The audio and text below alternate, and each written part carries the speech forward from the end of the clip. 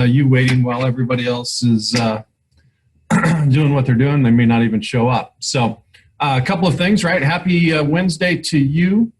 To start off with, I got some questions. It wasn't from this period, but I got 2 emails over the weekend asking why the test was showing up as unavailable for them to take.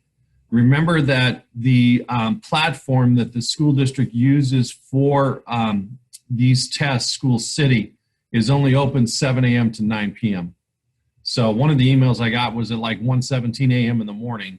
It's not going to be available. It's not going to let you log on. So maintenance updates, things like that, the system shuts down, I think, at night, and you would be unable to take those things. Now, the grade started showing up on Aries on Monday afternoon at 3:30. So if you take those exams 24 hours later, it'll show up on Aries. So it is still available to you. If you have not taken it yet, this class period 2 is pretty good. I think almost everybody has taken it, whether you're in the first alphabet or the second alphabet. I can check here and give you a number, at least, of how many. So in the second half of the alphabet, there's only been 1, 2, 3, 4, 5. There's only 5 of you that still need to turn it in, and it's still available to you. So you want to make sure that you get that done by Friday, because it's showing up now as a missing grade if you have not turned it in yet. But I wanted to cover that with you to start off. This week, we are going to look at our free enterprise system, focusing on what the benefits of free enterprise are. We're going to do a little activity with an airline ticket to illustrate what free enterprise does for you and me as consumers. And then we'll talk about the business cycles that you find. There's 2 business cycles that you find, and then we'll focus on in our economic system, there's 2 sectors. There's a public sector and a private sector. This week we'll look at public. Next week we'll look at private. So that sort of gives you an idea there of what we have for this week. You'll have time at the end of this period, this Zoom session, to finish the in-class assignment. And then there's a short government role in the economy case study, 7 questions on the Google Forms that you'll do before we meet next Wednesday. So go ahead and open up on your modules page to module 8. So if you click on modules, go ahead and scroll all the way down to module 8. We're already at week 8. I think yesterday was technically the halfway point of the semester, so we're already on the downhill slide for that. But go ahead and open and get to this page here.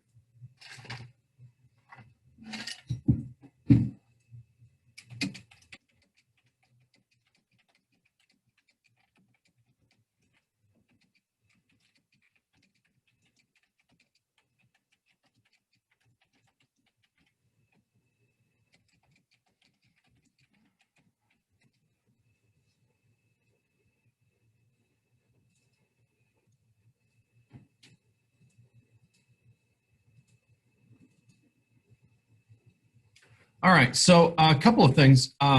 If you click on the first page, as I said, we will go over what free enterprise is and what that means. It's probably the best description of our economic system that we have. You need to be able to explain the benefits of free enterprise, especially as it relates to you, the consumer. We'll focus a lot on that next week. But there are 2 business cycles, an expansionary business cycle and a contractionary business cycle, and we'll discuss how economists examine what phase or cycle we're in and what is the determining factor of that. And then you want to understand and identify, or be able to identify, a public good. Next week we'll look at the private sector and what a private good is for you.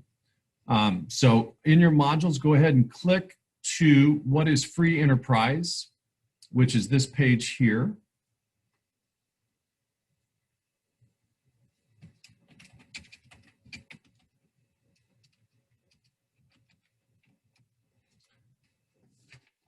And just to make sure I didn't miss, Emily is not in yet, right?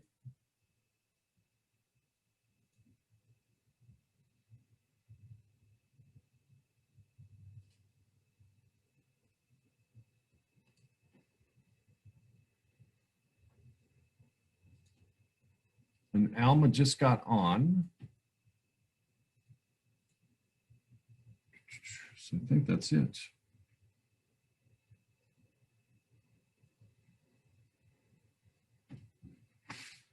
So it's the only one we're missing. Perfect.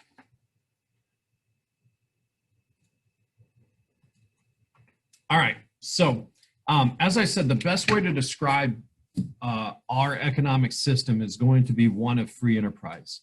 And in free enterprise, there is going to be freedom from consumers and businesses basically to organize, operate, buy goods and services, purchase goods and services in a way that they see fit. There is little government interference beyond regulation, which is deemed necessary to protect the public and keep the national economy in balance. So let me give you two examples of that, right? And we can tie it into what we're seeing today. So one of the big debates that's been happening in the last 2 weeks was, what are we going to do about a vaccine? We've got 5 vaccines in stage 3 clinical trials, and stage 3 is the last one. And there are a number of things that have to go through in terms of what are side effects from these possible drugs and these vaccines and so forth. Well, the FDA stands for the Food and Drug Administration, and it is the regulatory agency of the government, the federal government, United States government, that oversees the safety of pharmaceuticals, right? Medicines.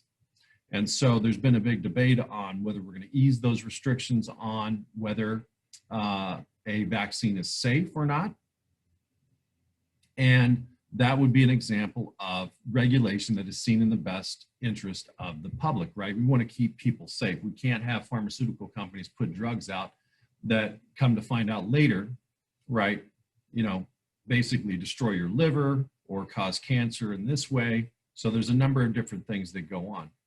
Another present day example, right, in terms of keeping the national economy in balance would be the stimulus checks that the government set out in the first portions or first months of the closure in the pandemic. You also have enhanced unemployment benefit money. You also have small loans available to businesses, the bailout money for the airlines that just expired at the end of September. So the government rarely interacts and oversees things in the economy unless it is a regulatory item, right, to protect public safety, or if we are in such a dire need in this economy, similar to what we had in the early 2000s, or even the Great Depression of the 1930s, the government will step in to provide basically a safety net from a total collapse. And so that is probably the best description of our economic system. Now, the characteristics of a free enterprise system in this country, this is related to the United States only, we're going to focus on the US, is economic freedom. And so the example that I use here in terms of economic freedom, what does economic freedom mean? Economic freedom is if you've got $10 in your wallet for lunch today, the government doesn't tell you where you have to go buy lunch. It doesn't tell you what you have to buy for lunch, right? You have $10 if you go into a restaurant or a place that sells food. If you have enough money, you can buy what's there. You can pick and choose what you want. Voluntary exchange. Voluntary exchange is the exchange that takes place between you, myself, the consumer, and a business. So for example, if you were going to go buy a new car, the government doesn't tell you you have to go buy a Honda. The government doesn't tell you have to go buy a Toyota, buy a Chevy. Doesn't tell you have to buy a truck. Doesn't tell you have to buy a car. You can voluntarily go to wherever you want. If somebody's offering a vehicle that you want for sale and you agree with that person on a price, you both have exercised voluntary exchange. Neither one of you has to sell. The car dealership or the person selling the car doesn't have to sell for a particular price, and you don't have to buy for a particular price. It's all voluntary on what you agree upon. Last two characteristics of a free enterprise system are private property and profit motive. Private property means that you as an individual, if you want to go buy real estate, land, you want to have a stake in something, you can own private property and it doesn't belong to the government. It belongs to you. Profit motive deals with the businesses or the firm side of the economic system.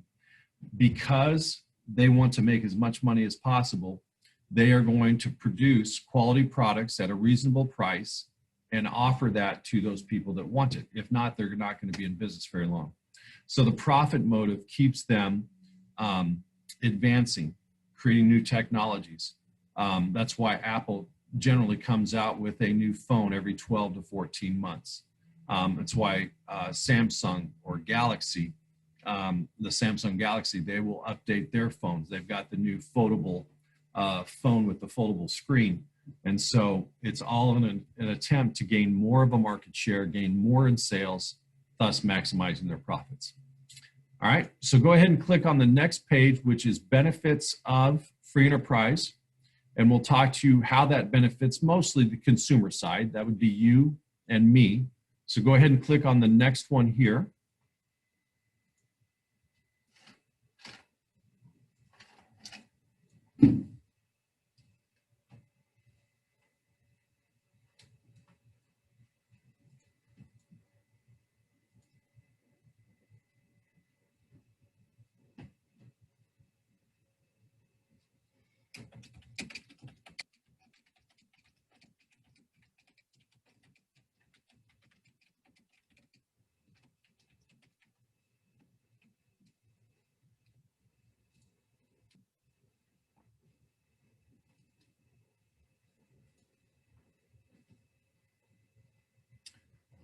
So if it says that you have a module that is unable to be accessed because it's locked, it means that you have missed a previous module.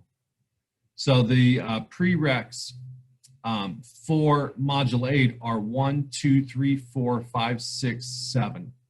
So make sure that you've gone through all of those. That's why you're probably getting that error message, one of the questions in the chat room there. Let me get back to that page.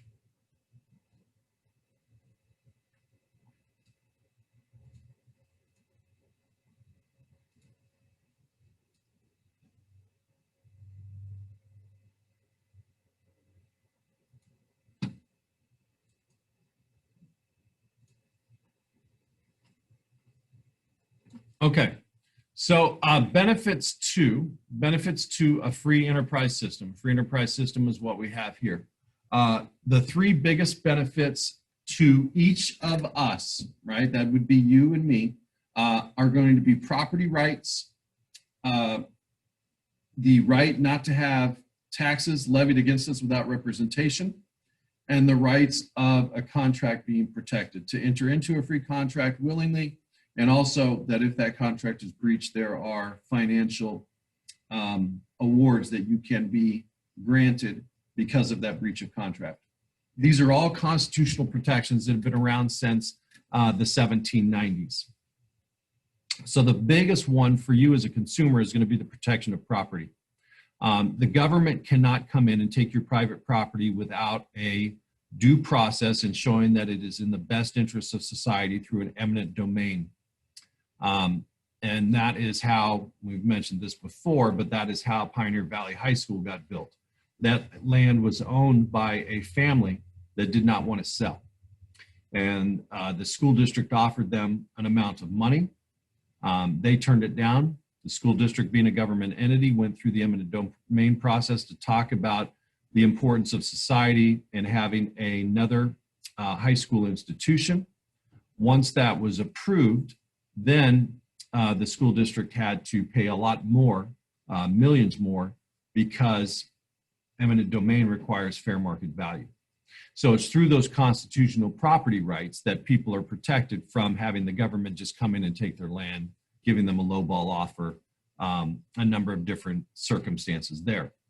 The second constitutional protection you have is the right to have representation before taxes are levied. So that's why you have city council people at the city level. You have board of supervisors at the county level. You have assembly people and Senate members at the state level. You have representatives and senators at the federal level. So you have constitutional protections to be able to vote for whom you want, and basically taxes cannot be levied without that representation. The last benefit in a free enterprise system is the rights of a contract. Once you are 18 or older, you have the right to enter into a written contract. Now, the constitutional protection is that that contract then becomes binding, right? You cannot just enter into a contract and have one side back out without a financial award being granted to the person who was wrong. And those are constitutionally protected for over 200 years. So those are your constitutional protections, which offer benefits in our free enterprise system. And there are also free basic principles which offer benefits in our free enterprise system. So the three are profit motive, open opportunity, and economic rights. Profit motive is basically this idea that businesses, like I mentioned, cell phones, Apple and Samsung, even Google produces what, the Pixel 4, I think they're up to now. These companies keep innovating and developing smarter, faster, in ways more durable cell phones to pry as much of the market share as possible. And this profit motive is a benefit to consumers like yourselves and me, in that we get to have the very best technology because these companies are trying to maximize their profit. Now, in an open opportunity situation, you basically, these companies, ever since the deregulation of the phone industry in the 1980s, anybody who wants to start up a cell phone business can do that. Anybody that wants to start up a restaurant can do that. You have open opportunity in this country to compete in the marketplace. Some will do well, some won't, right? Some companies will make a profit, some won't. Some will stay open for years and years and years. Some will shut down and declare bankruptcy in 30 days. Everybody has the open opportunity in these markets to provide any sort of business that is legal that they would want to. And then the last principle of a free enterprise system is the right to equality. So one of the things that's come about, and these have been through various legal actions, is I have bought and sold 2 houses basically since we moved here. Now, each time that we bought a house, the person selling the house didn't know who we are. Each time we've sold a house, the person that was buying from us, we did not know. So there are protections under the law to protect people from, discriminating against people. Hey, I don't like the fact that he wears a tie on Wednesdays, right? I don't like the fact that he drives a red car. There are rights that are protected in this free enterprise system to give everybody an equal opportunity to buy, sell, do what they want. You have the protection of private property I talked about. You have the ability to enter into a contract of your free will, 18 and older. Voluntary exchange, we talked about that, right? You got $10, the government doesn't tell you what to buy, where to buy it, or what you have to eat. And then also the ability to compete equally with everybody. So the government doesn't generally make decisions about, hey, we want to see this restaurant that sells tacos on Tuesday do well. This restaurant that sells pizza on Tuesdays, we want it to do bad, right? Because it's Taco Tuesday. The government doesn't get involved in that. Go ahead and click on your next page, and we will do a little activity in looking up an airline ticket.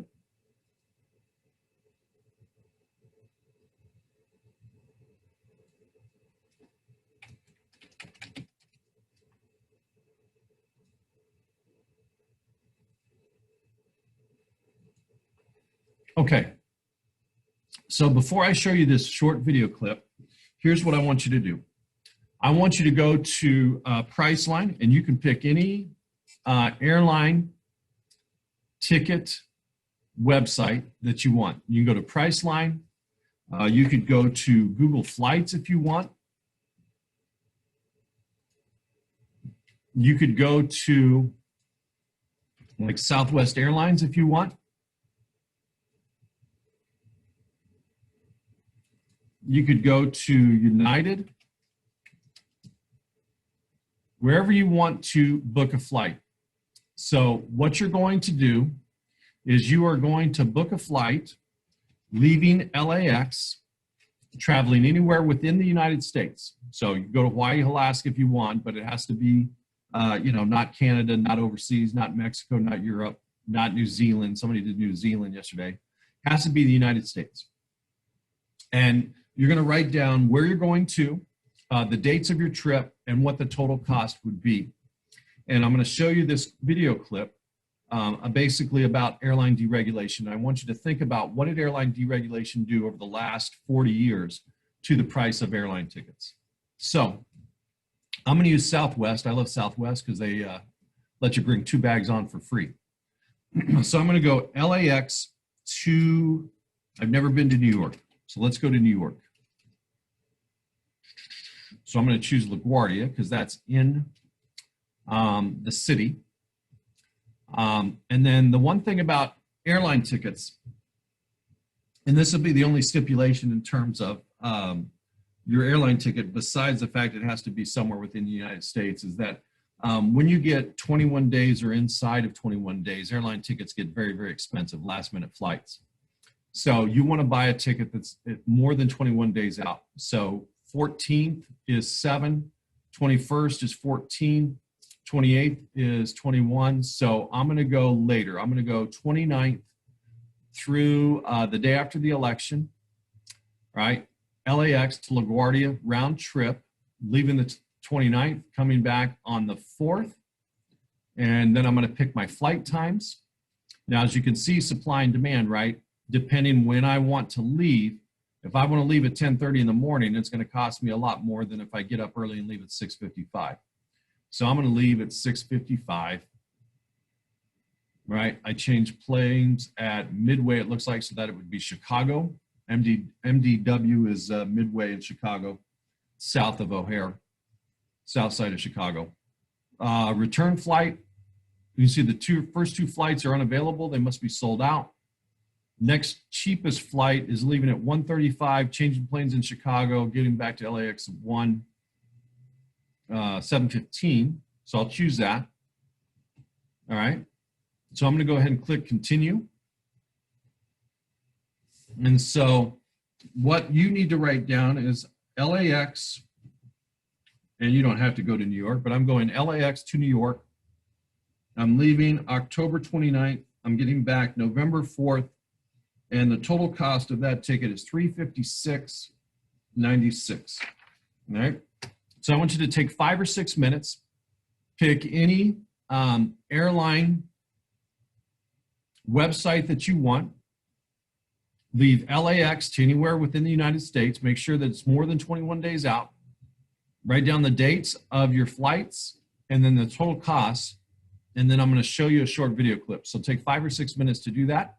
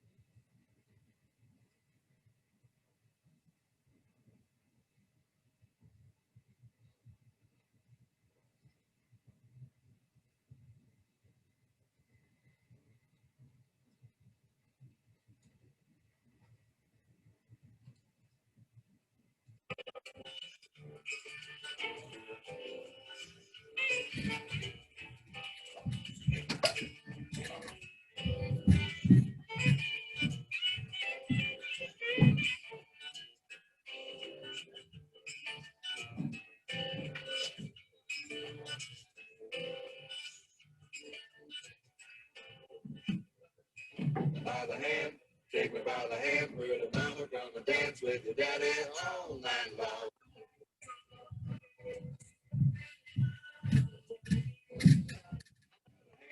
Take me by the hand, pretty mama, gonna dance with your daddy all night long.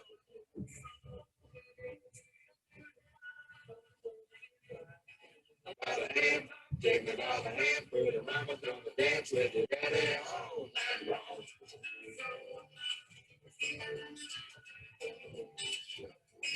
By the hand, take me by the hand, pretty mama, gonna dance with your daddy all night long.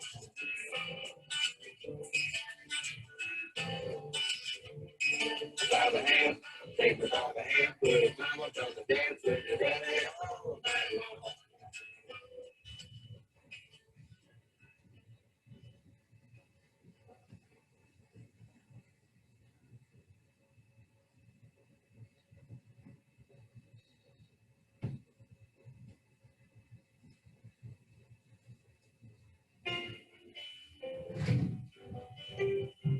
What's up? What's up?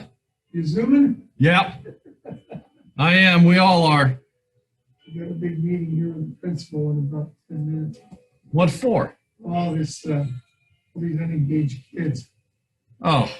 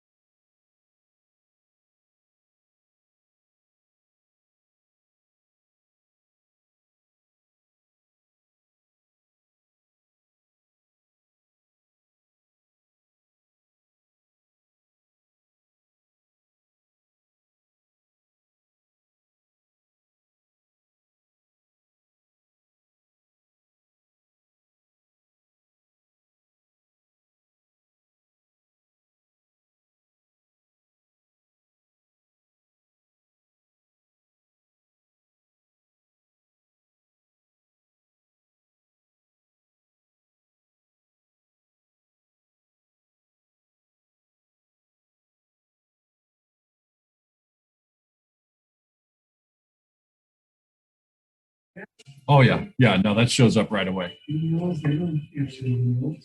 Yeah. All right, man. Yep. We'll see you later. Big session over. Yep. We're off and running. All right. Anybody need more time to finish that? Okay. So make sure that you have your round trip ticket, your destination, the dates, and your price. And I want you to keep that in mind as I show you this video. And I want you to think about, do you think the price of airline tickets have gone up over the last 40 years, gone down, or stayed the same? That's what I want you to think about when I share this with you.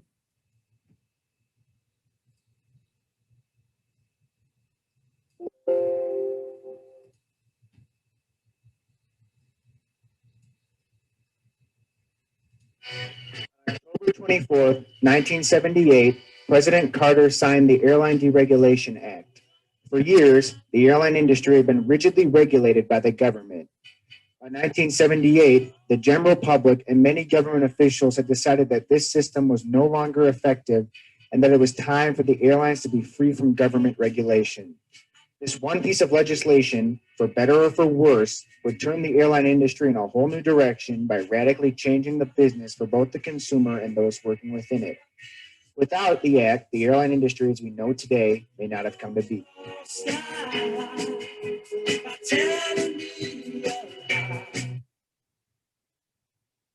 The United States economy of the 1970s was one of great instability. An oil crisis in 1973, rapid inflation, and other poor economic conditions were some of the primary reasons for this. Citizens began blaming government and its regulations for some of these hardships. One industry heavily regulated by the government was the airlines. Since 1938, airlines had been subordinate to the rules established by the Civil Aeronautics Board, better known as the CAB, a government regulatory agency. The CAB set ticket prices, decided what routes what airlines could fly, and controlled what airlines could enter and exit the market. The rules of the CAB gave airlines minimal business freedom. Given the general public's antipathy towards regulations at the time, many people started disliking the CAB. The new idea that airlines should be allowed to make their own business choices was emerging. This new idea was also making its way into Congress. Some congressmen, most notably Senator Ted Kennedy, started to make the case for deregulating the airlines. The airline industry itself did not exactly share the same opinion with the public. I don't think there was any movement much within the industry to deregulate. Some smaller airlines, such as Frontier, Piedmont, and Allegheny, embraced the idea of deregulation, seeing it as a way to grow. However, the primary airlines, such as TWA, American, and Eastern, were not so thrilled with the idea. These airlines actually benefited from some of the regulations and received special interest from the CAB. Given their size and prominence, the voice of the large airlines far outpowered that of the smaller ones. Despite a lack of airline support, interest for deregulating the airlines continued to grow in Washington. In 1977, President Jimmy Carter took office. Carter embraced the idea of deregulating the airlines and appointed Dr. Alfred Kahn as chairman of the CAB to speed up the process. Kahn, a well-known political economist and college professor, would become the last, yet most important, driving force of deregulation. He spent his first 2 years as chairman diligently working towards his goal of creating a deregulated airline industry. First, he did everything in his power to relax regulations on the airlines. This was important because he used the successful results of that action to gain support from lawmakers. Kahn also worked with lawmakers to help formulate the deregulatory bill. His work paid off. When Senator Howard Cannon introduced the bill to Congress in April of 1978, it was met with minimal opposition from both the Senate and the House of Representatives. Later that year, on October 24, 1978, President Carter signed what would become the Airline Deregulation Act. Upon Carter's signing of the act, a new era for the airlines had begun.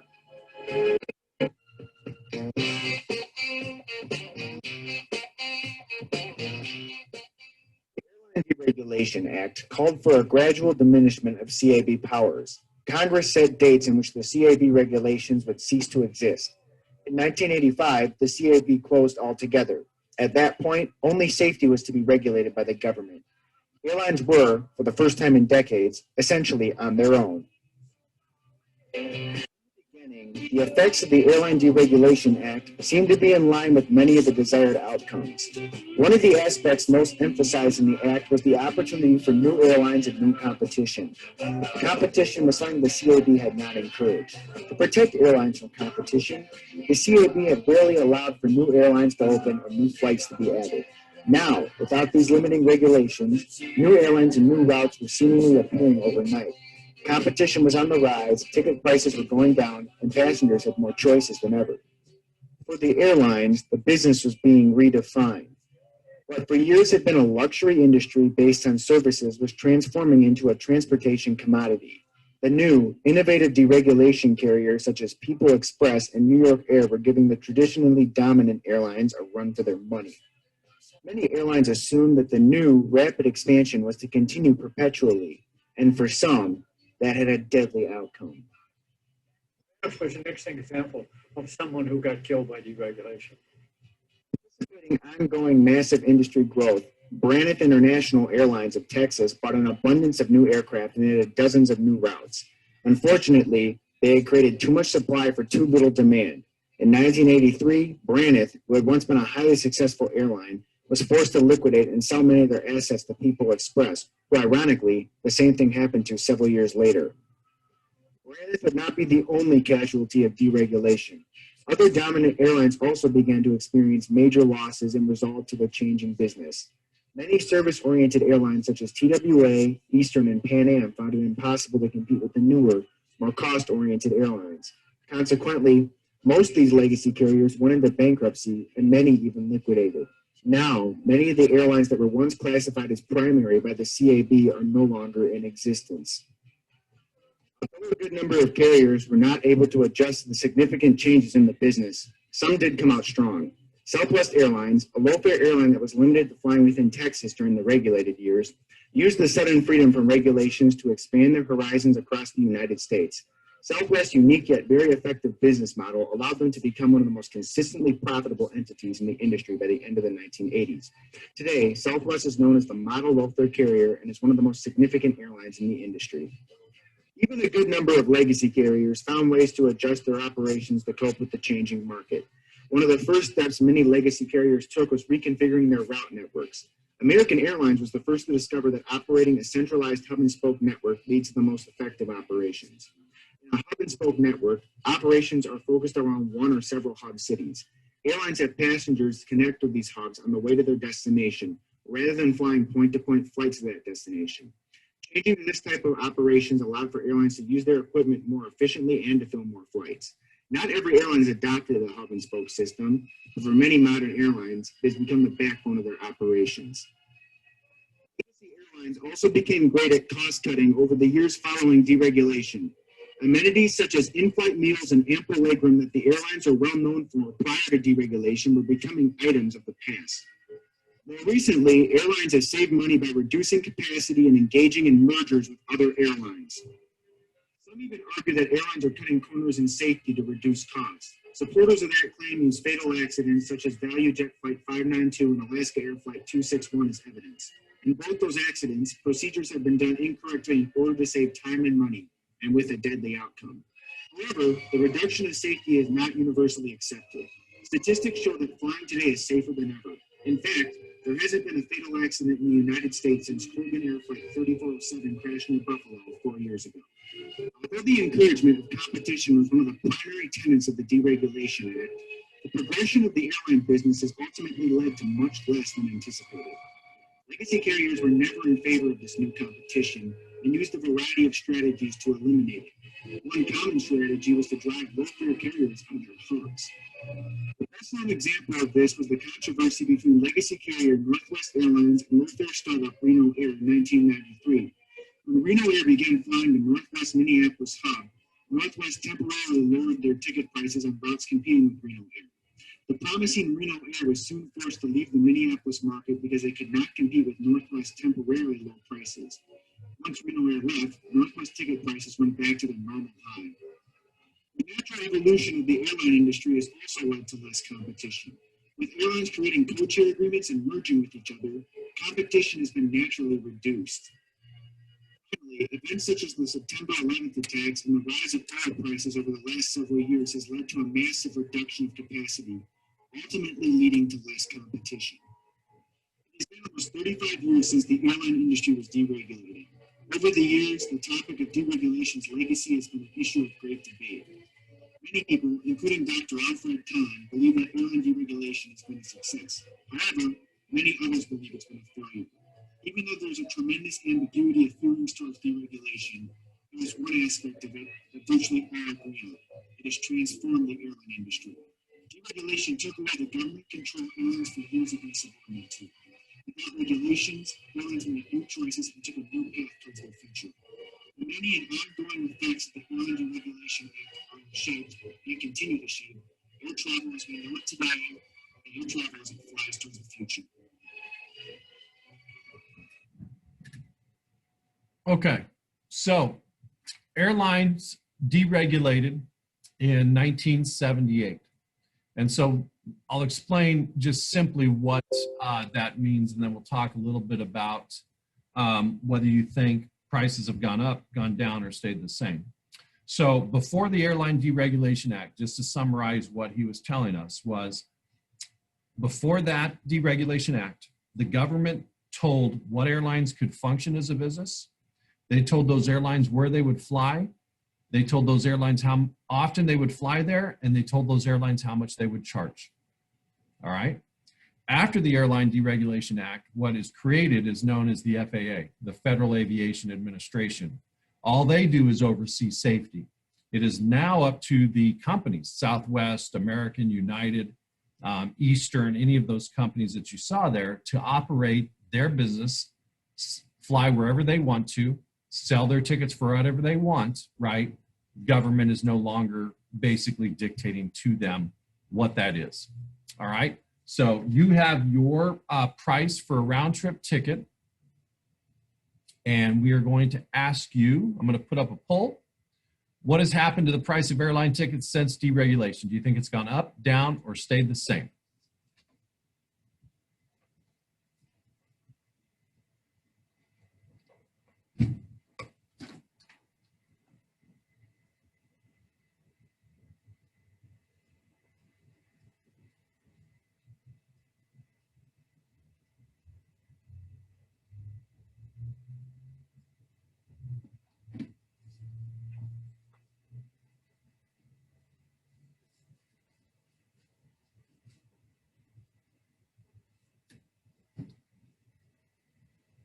Okay, we're still waiting on two. Two of you didn't vote.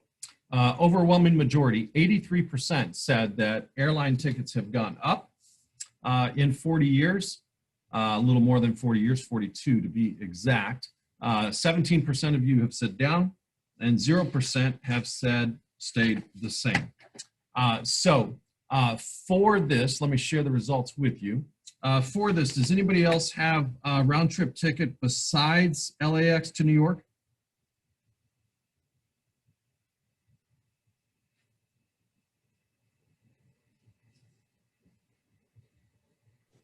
LAX to Miami. LAX to Miami. We're going to go party. All right. And when are you leaving? The 29th of October. 29th of October. Okay. And then when do you come back? The 4th of November. 4th of November too. All right. How much they charging you? $236. 236 is all? Yeah, it's like economy, everything. That's pretty nice. All right. Economy, everything.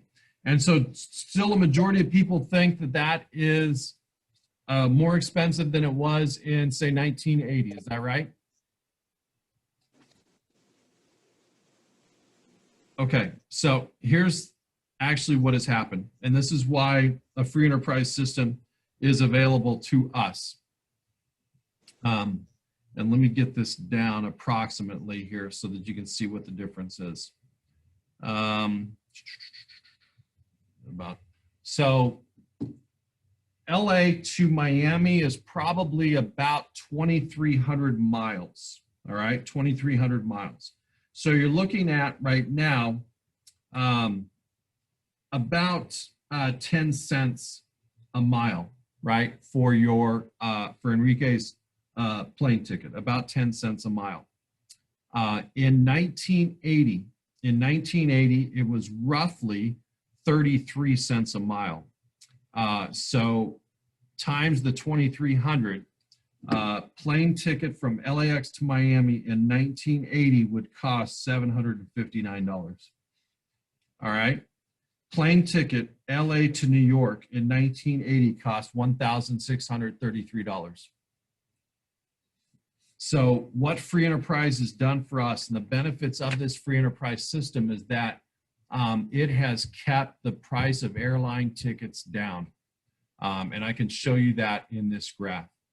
So if you click next here and go to your next page, what you have is the real cost per mile with fees, looking at deregulation, 1979, the first year of airlines being on their own, all the way through 2011. It is roughly still the same. It oscillates between about 10 and 15 cents a mile, depending where you're flying.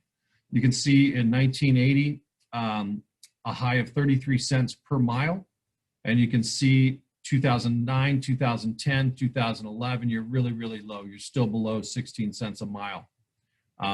So the cost in real dollars is basically dissipated.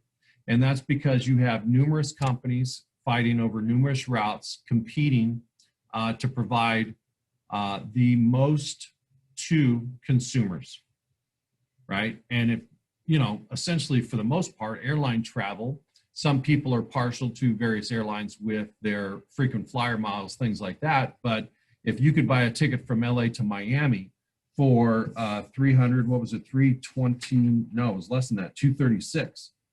Buy airline ticket from LAX to Miami for 236. And Southwest, we looked up Southwest LAX to Orlando yesterday, was like $500.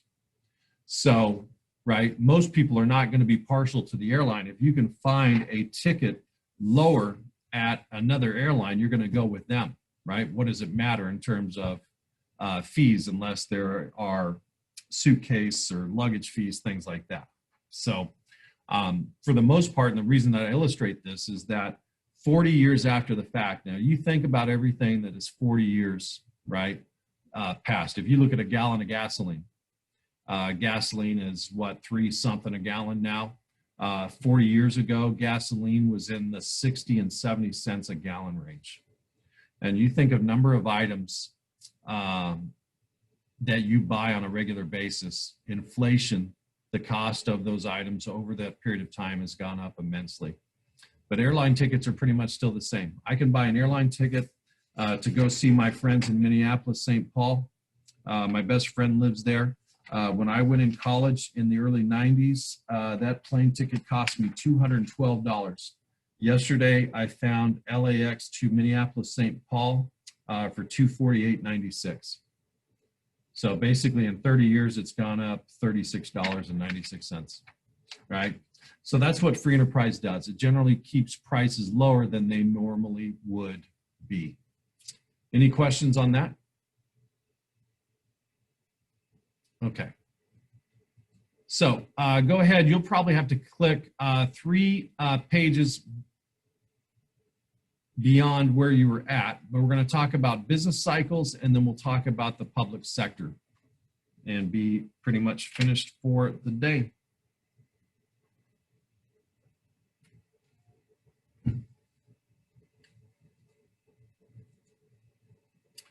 Okay, so first thing I want to talk to you about is the 2 types of business cycles that you'll find in our free enterprise system. And those 2 business cycles are an expansionary time period and a contractionary time period. As I mentioned in the very, very beginning of the semester, there are 2 studies of economics. There are people that study macroeconomics, and there's people that study microeconomics.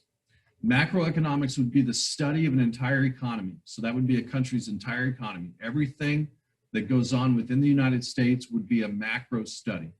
And that's generally what we do in this course. We don't get too specific about various industries. We use various industries to illustrate what happens to the whole.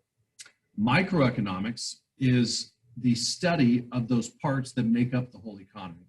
So if we were to take a look at what has happened to the restaurant industry since the closures and the shutdown due to the pandemic, that would be a microeconomic study. The hotel business since the shutdown, the cruise line business since the shutdown, those would all be microeconomic studies of what's going on. Now, during either study, macro or micro, there are generally cycles that are predicted, determined, and evaluated in terms of what it means for us. So the gross domestic product. The gross domestic product is the #1 economic indicator in this country and generally around the world. Gross domestic product is the total value of all new goods and services produced in an economy in a year. Gross domestic product numbers generally come out once a quarter, so that would be once every 3 months. And to be clear, as I said, it's about new goods and services. So if a car dealership sells a used car, that wasn't new, right? That was used. It would not be included in GDP. If they sold a brand new car that had never been purchased before, that would add to the GDP. So the GDP is only new goods and services in a year. If you go get a haircut at Sports Clips, that would be a new service, right? That would count towards the GDP. It is the major factor in determining whether we are in an expansionary time period or a contractionary time period. Expansionary time period is expansion or growth of the economy. That would be a positive GDP. If GDP goes down, you have a negative GDP, we're in a contractionary time period. And what that does is alert economists on what we should do for our next stimulus plan, right? There's been stimulus talk this week in the news. The government really only has 3 goals, and this is generally the only time that they'll get involved in the economy. The government wants to see high employment, right? And so unemployment rate is the number of people that are out of work. Back in January and February, before the closure, before the pandemic, unemployment was hovering right around 3%, 50 or 60 year best for that number. After the closures, after a number of people got laid off, unemployment skyrocketed above 10%. The job numbers came out last week at the end of the week. Unemployment is back down to 7.8%. And that is generally because of 660 to 680,000 jobs added. It's still not down to the level that it was before, but it has been decreasing. The unemployment rate has been decreasing over a period of time. The government is worried about steady growth, and steady growth would be an expansionary business cycle in which GDP measured between 1.5% and 2% every year. That is steady growth. If you have steady growth, it tends to eliminate the worry about inflation, which is the rise of prices in goods and services. Or if you have deflation, right, the price of goods and services going down too fast, that would be a problem. And so those are the 3 things that government worries about. That's why during the pandemic, the government provided stimulus checks, provided enhanced unemployment benefits. There are a number of things going on to try to stabilize the economy so that we don't get into a recessionary time period like we did in the early 2000s, or even a depressionary time period like we did in the 1930s. Go ahead and go to the last page here in this module, which talks about public goods. As I said, next week we'll take a look at private sector and private goods, but this week we'll take a look at public. So go ahead and get to that part there.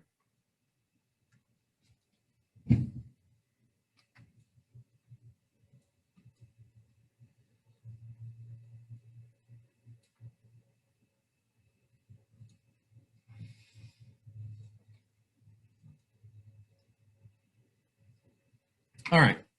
So just as there's 2 business cycles that we focus on, whether it be macro or microeconomics, there are 2 sectors to the economy. Just like in the circular flow model, right? We had households on one side and we had firms and businesses on the other. In our free enterprise system, we have 2 sectors to the economy. There is the public sector and there is the private sector. This week, we'll take a look at the public sector. The public sector is the sector that is paid for by the federal government, which is the United States, the state government, which would be state of California, county government, which would be Santa Barbara County, or city government, which would be City of Santa Maria. The public sector goods that these public sector entities create are things that not normally would be paid for by an individual. And so when you look at Paul Nelson Pool at the city level, when you look at Waller Park on the county level, when you look at the Oceano Dunes at the state level, when you look at, say, Yellowstone or Yosemite or the Grand Canyon, that is a national public good. Interstate highways, schools, military bases, national parks, these are all things that the government has decided is in the public interest and probably would not be provided by an individual because there's really no money to be made in that. So if it's something, right, that would benefit each individual less than the total cost, or the total benefits to society are greater than the total cost, the government generally provides those things. Now, each example of a public good is an example of a market failure, right? In a true market economy, you wouldn't have the Oceano Dunes or Paul Nelson Pool unless you could run that at a profit. When they were talking about Paul Nelson Pool and whether it's going to be closed or shut down or what have you, it cost the city about $212,000 more to run the pool for all of the swim lessons and all of the free swim and all of the exercise swim, all of the things that they do, than they bring in. So they run it at a loss. Well, not a lot of individual people or businesses could run a aquatic center for that kind of loss. And so that's why things need to be provided as a public good. For example, right, Rigetti is a public high school. The cost to attend St. Joe's is about $8,000 a year. So if you wanted to, right, you could open up a private good, a private school, and offer that to people. But what if they didn't want to pay the $8,000? Then what would you do for society? Our society has said, look, the cost of education and making sure that people are prepared to be good citizens is worth the money for us to go ahead and pay that. Even though if we offered it, right, there would be a number of parents who couldn't afford it or would not pay that money to send their kids to school, right? And so that's where you come up with this idea of public and private. Public goods are things that are provided not to make a profit, but because they're seen as good for society, that they benefit society no matter what the cost. Now, each of the public goods that provided offers a positive or negative or a combination of the both, what we call externalities. Externalities is a factor outside of an economic exchange that is a benefit or cost to a good or service, industry, or sector. If you take Rigetti, for example, Rigetti is a public high school, right? But you've been here at 7:20, 7:25, 7:30 in the morning, right? There's a lot of noise. There's a lot of traffic because of the school day. That would be an example of a negative externality. If the government, right, pays for an F-35 jet to fly into or fly out of or house those jets at Vandenberg, right, the air noise that comes from those jets would be a negative externality. Positive externality from an Air Force base being located just outside of Lompoc between Santa Maria and Lompoc is now you have a bunch of people looking for housing, right? So people who rent apartments would see an uptick in the amount of apartments that they could rent, right? So that would be a positive externality. It's outside the exchange of the base, but because people need somewhere to live, they're going to pay the money for an apartment. Any questions on that? Okay, so if you click on next, all right, with the remaining time in class, on your Go Formative, basically you'll just type in everything that we had talked about in terms of a review. What are the benefits or basic principles of free enterprise, right? Constitutional protections, voluntary exchange, profit motive, those things go 1 through 7. The basic role of a consumer, we know that, right? The basic role of a consumer is to buy goods and services and also to exchange the factors of production for money. What is the basic role of government in the free enterprise system, right? They are a regulatory agency. They uphold constitutional rights, all of the things that we had talked about there as well. And so once you're done with that, hit the submit button. You'll copy and paste your URL, and you can submit that assignment via a text entry, right? Or you could submit it in the URL. That'll let me know that you're done. And that's all you need to do for the rest of today. So finish that and submit that. And then before we meet next Wednesday, all you need to do is this government case study. So in this scenario, you come up with an idea to make money in the summer. You live in a rural part of town, so you take your parents' barn and you turn it into a dance club. Your parents agree to this because you're going to give them a cut of the profits. You invest in a sound system, fog machine, lights, other DJ equipment. You pay to advertise your business. The first weekend, you charge $5 per person. The club was packed. You're thrilled that the business idea is working, but there's some issues that need to be addressed. So answer these 7 questions based on that scenario. After you submit, go ahead and copy and paste your URL. And then it is the same submission process. You can put that URL in a text entry and I would get that, or you can submit it via the URL here and I'll get that. And then you just hit submit and you'll be done. The test that was due on Monday is still open through Friday. These 2 will be open until the 19th. They'll start showing up on Aries as a missing grade on next Monday, which would be the 12th, right? So Monday the 12th by 3:15. After that, it'll show up as a missing grade if you haven't done it. It'll be